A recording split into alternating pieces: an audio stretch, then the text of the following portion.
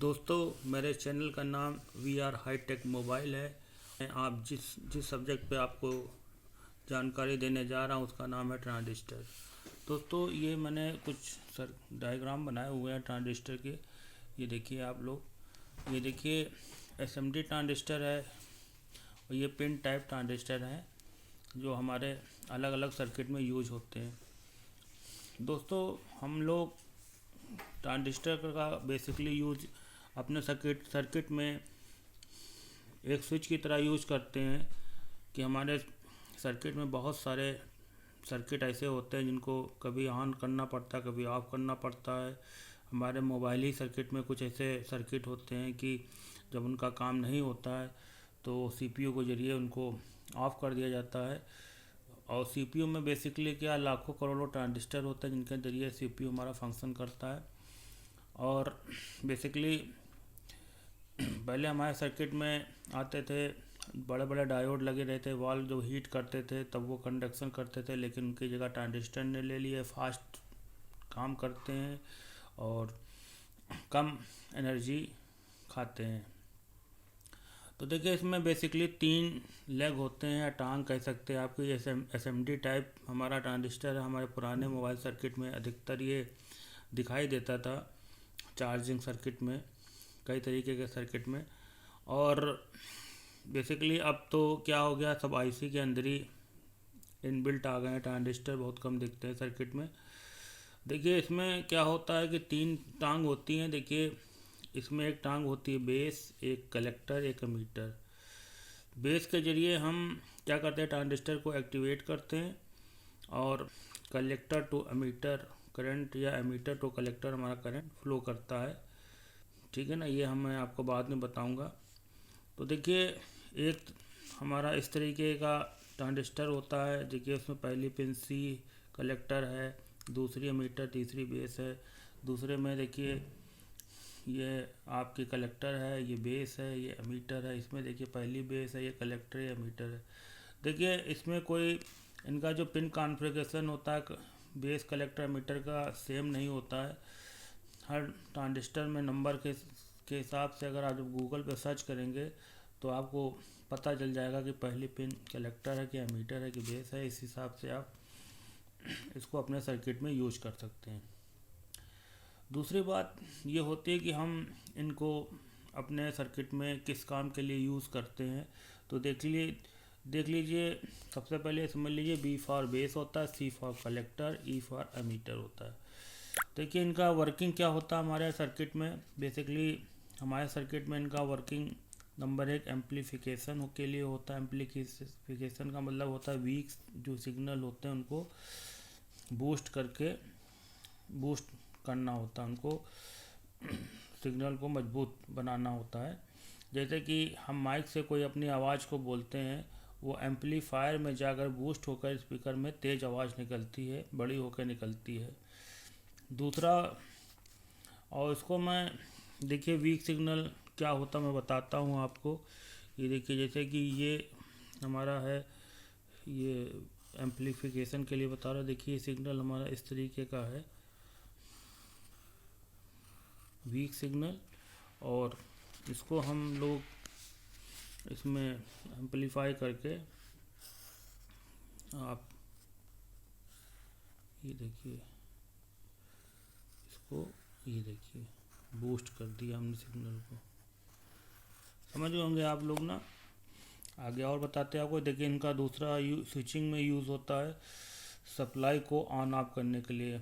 हमारे mobile circuit और electronic circuit में बहुत ऐसे पार्ट होते हैं जिनका यूज हम नहीं करते हैं, तो हम माइक्रो कंट्रोलर या सीपीयू के द्वारा उनको ऑफ, कभी ऑन करना पड़ता है, कभी ऑफ करना पड़ता है। तो इसका यूज हमारे माइक्रो कंट्रोलर कह दीजिए, चाहे सीपीयू कह दीजिए, उनमें ट्रांजिस्टर से बना होता है। उसी के जरिए सर्किट को ऑन ऑफ किया जाता है। बेसिकली ट्रांजिस्टर का मेन काम स्विचिंग का ही दोस्तों होता है। ये आगे आप लोग समझ जाएंगे।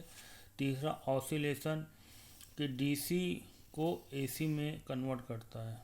मतलब हमारा डीसी, जैसे कि इन्वर्टर होते हैं, उनमें क्या होता है कि जब लाइट चली जाती है तो हमारे बैटरी वोल्टेज को ये एसी वोल्टेज में, डीसी वोल्टेज को एसी वोल्टेज में करता है। ये देखिए डीसी वोल्टेज हमारा, देखिए हमारा डीसी वोल्टेज जो होता है ये इस तरीके का होता है डीसी वोल्टेज, और इसको जो ये एसी में ऐसे चेंज कर देता है। देखिए ये देखिए ये एसी में इसको चेंज कर देता है, इसको कहते हैं ऑसिलेशन। और दूसरी बात मॉड्यूलेशन। मॉड्यूलेशन में क्या होता है, ऑडियो सिग्नल को रेडियो सिग्नल में बदलता है। हमारा कहने वाला, हम लोग जब किसी से बात करते हैं मोबाइल पे, तो हम लोग जो बोलते हैं वो ऑडियो सिग्नल होते हैं, और हमारे मोबाइल में जाके इसमें इसको ऑडियो को रेडियो सिग्नल में चेंज किया जाता है, इसको कहते हैं मॉड्यूलेशन। देखिए ऑडियो सिग्नल हमारे इस तरीके के होते हैं दोस्तों, ऑडियो सिग्नल देखिए इस तरीके के होते हैं।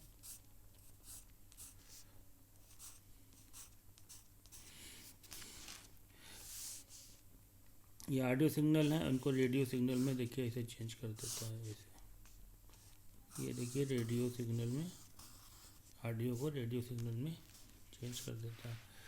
वही डीमॉड्यूलेशन में क्या होता है, रेडियो को सिग्नल को ऑडियो में चेंज करता है। जब हमारी आवाज़ को जब ये रेडियो सिग्नल चेंज करता है, सिग्नल हमारे किसी जिस पे हम बात कर रहे हैं मोबाइल पे, उस पे जाते हैं, दूसरे जिससे मैं बात कर रहा होता हूँ, तो ये रेडियो सिग्नल को फिर ऑडियो सिग्नल में चेंज करके हमारे स्पीकर को दिए जाते हैं, ईयर पीस स्पीकर को, जिससे दूसरा व्यक्ति हमारी आवाज़ को सुनता है। इनमें उल्टा काम होता है। देखिए ये रेडियो सिग्नल है, उनको ऑडियो सिग्नल में चेंज करता है। रेगुलेशन में क्या होता है कि हमारे सर्किट में जैसे मान लीजिए मेन बैटरी से 5 वोल्ट सप्लाई मिल रही है, और बहुत से ऐसे हमारे सर्किट होते हैं जहाँ 2 वोल्ट, 1.8 वोल्ट, 1.2 वोल्ट की ज़रूरत होती है।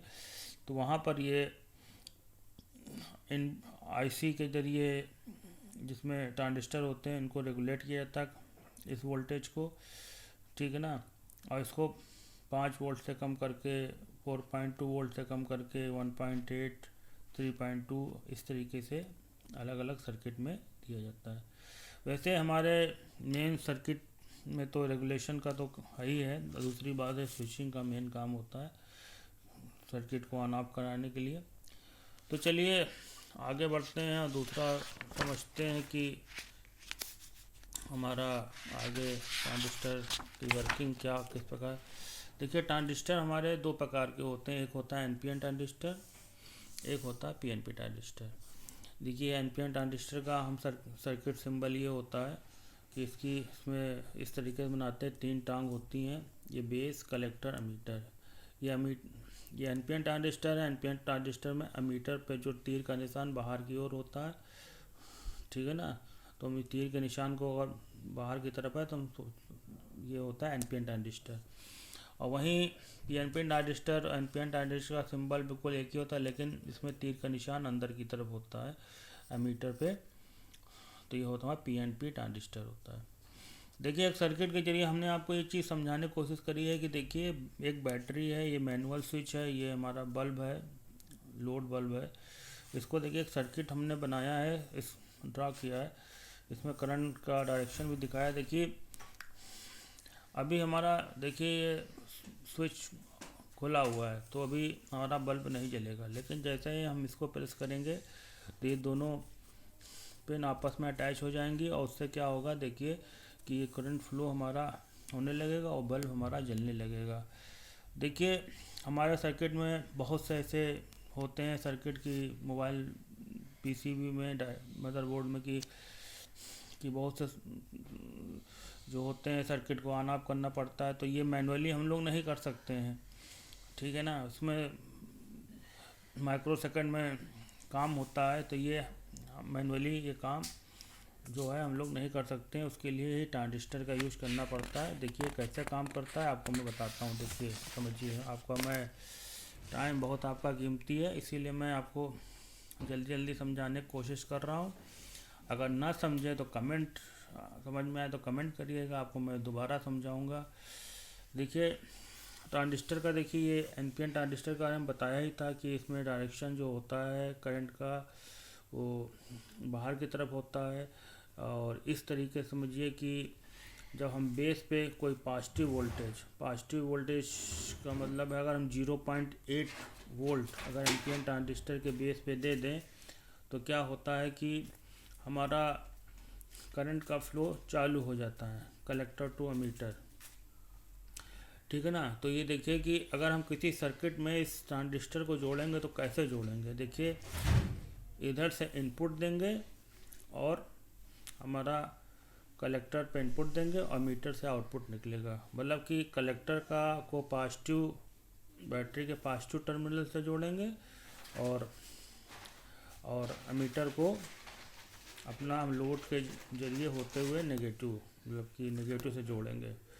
वहीं पे हमारा पीएनपी ट्रांजिस्टर, देखिए मेनली आपको मैं एक चीज़ बताना चाहता हूँ कि देखिए हमारा एनपीएन ट्रांजिस्टर का ज़्यादा यूज होता है और उसको बेस को एक्टिवेट करने के लिए 0.8 वोल्ट अगर हम दे दें तो हमारा बेस एक्टिवेट हो जाता है, कलेक्टर टू एमीटर हमारा करंट फ्लो चालू हो जाता है दोस्तों।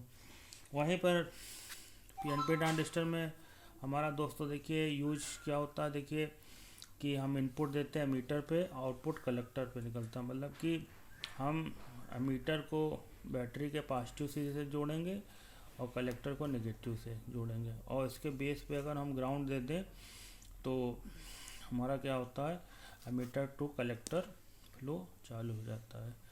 देखिए फिर मैं बता रहा हूँ एनपीएन ट्रांजिस्टर में क्या होता है दोस्तों। जो वोल्ट करंट का फ्लो होता है, कंडक्शन होता है, कलेक्टर टू एमीटर होता है।